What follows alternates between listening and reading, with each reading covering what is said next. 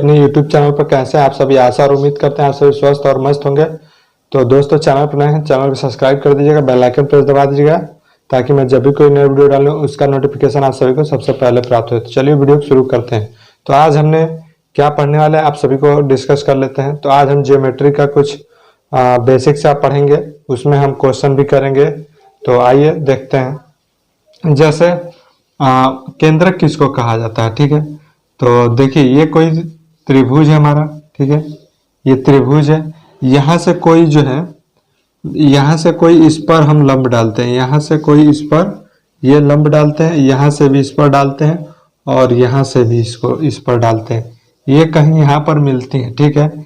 ये जो मिलती हैं तो यहाँ से डालेंगे तो ये इसको दो बराबर भागों में विभाजित करेगी, ये इसको दो बराबर भागों में विभाजित करेगी। इसी प्रकार से हम यहाँ से इस पर डालेंगे तो ये भी इसको दो बराबर भागों में विभाजित करेगी और यहाँ से भी हम इसको डालेंगे तो ये भी इसको बराबर भागों में विभाजित करेगी, ठीक है। तो दोस्तों, तो बस वही है। तो देखिए, लिखा हुआ है किसी त्रिभुज की तीनों माध्यिकाओं के कटान बिंदु को ही केंद्रक कहा जाता है। यानी इसको देखिए हम क्या क्या बोल सकते हैं, केंद्रक बोलते हैं और हम इसको बोलते हैं अंतः केंद्रक बहुत से बोलते हैं। इसको लंब केंद्र भी बोलते हैं, इसको परिकेंद्र भी बोलते हैं, ठीक है। इसको हम क्या कहते हैं, परिकेंद्र भी कहते हैं। इसको इस नाम से हम जाना जाता है। कब क्या कहते हैं आइए समझते हैं। तो जैसे कोई क्वेश्चन अगर हम ले लें तो क्वेश्चन के माध्यम से क्लियर हो जाएगा आप सभी को। आइए क्वेश्चन कर लेते हैं। जैसे ये भी लिखा हुआ है हमारा, किसी त्रिभुज के तीनों लंबों का कटान बिंदु लंब केंद्र कहलाता है। किसी त्रिभुज के तीनों लंबों का कटान बिंदु लंब केंद्र कहलाता है और किसी त्रिभुज के तीनों लंब अर्धकों का कटान बिंदु परिकेंद्र कहलाता है, ठीक है। आइए क्वेश्चन कर लेते हैं इस पे हम।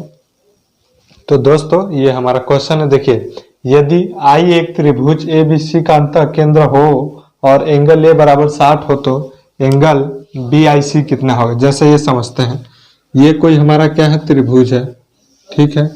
ये त्रिभुज है। अब इसमें कह रहा है कि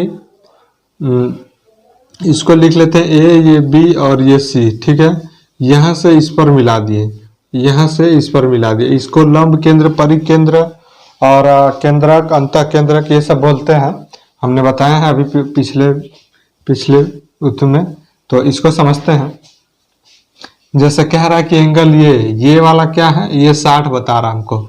तो इसमें पूछ रहा है कि अंतः केंद्रक पूछा है तो हम क्या करेंगे, ये हम जानते हैं कितना होता है, 90 प्लस एंगल A/2 होता है, ठीक है। 90 प्लस एंगल A/2 होता है। यही जब परिकेंद्र पूछ देगा हमसे तो क्या होगा परिकेंद्र में, तो परिकेंद्र में हमारा होता है,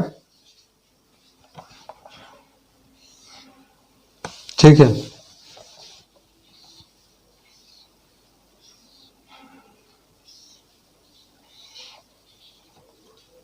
परिकेंद्र मान लीजिए कि ये हमारा थीटा है तो ये हमारा क्या होगा, 2 थीटा होगा। ये थीटा है तो ये 2 थीटा होगा। यानी कि ये मान लीजिए कि 60 होगा तो ये 120 हो जाएगा। कितना हो जाएगा, 120 हो जाएगा ये वाला, ठीक है। ये अगर 60 है हमारा तो ये 120 हो जाएगा, याद रहेगा। तो ठीक है, यहाँ तक क्लियर है। अब यही जो है हमारा बही केंद्र कह देगा, एक बही केंद्र होता है। तो यहाँ से कुछ हम इस तरह से मिलाते हैं। देखिए, यहाँ से इस तरह से मिलाते हैं, इस पर काटेगा जो बाहर की तरफ काट रहा है। तो इसको हम क्या, इसको लिखते हैं 90 माइनस एंगल A/2 लिखते हैं। क्या लिखते हैं, 90 माइनस एंगल A/2 लिखते हैं। जब बही केंद्र कहेगा तब के लिए है ये, ठीक है। अंतः केंद्र बोला है तो बस इसमें 60 यहाँ पर है तो 90 प्लस 60/2, यहाँ से 30 हो जाएगा। तो 90 प्लस 30 यानी कि इतना हमारा कितना हो जाएगा, 120 हो जाएगा, ठीक है। तो उम्मीद करते हैं समझ में आया होगा। यही जब यहाँ पर परिकेंद्र कह देगा, देखिए परिकेंद्र कह देगा क्वेश्चन में